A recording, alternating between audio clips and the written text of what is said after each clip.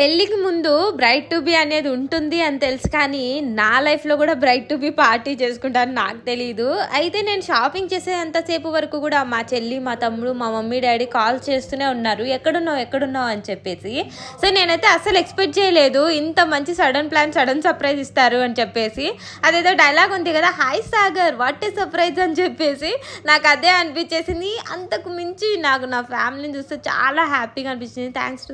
Thanks to my family. ఇంత cute family ఇచ్చినందుకు ఆ దేవుడికి ఎప్పుడు రుణపడి ఉంటాను. నేనైతే ఇంత కష్టపడ్డారని అస్సలు తెలియదు. ఆ వీడియో ఉండింటే ఇంకా చాలా మంచిగా ఉండేదేమో.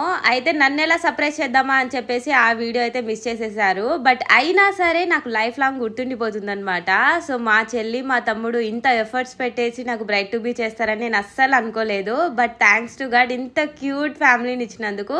అండ్ అలాగే ఈ బ్రైడ్ టు బీ ఇలా సెలబ్రేట్ చేసుకోవడం నాకు చాలా మంచిగా అనిపించింది. యూజువల్లీ బ్రైడ్ టు బీ అంటే కొలీగ్స్తో, ఫ్రెండ్స్తో చేసుకుంటారని తెలుసు. నేను ఏ బ్రైడ్ టు బీ కూడా అటెండ్ అవ్వలేదు. బట్ నా లైఫ్లో ఈ బ్రైడ్ టు బీ అనేది ఖచ్చితంగా చాలా హ్యాపీగా, స్వీట్ మెమరీగా ఉండిపోతుంది because of my family. And thanks and love you so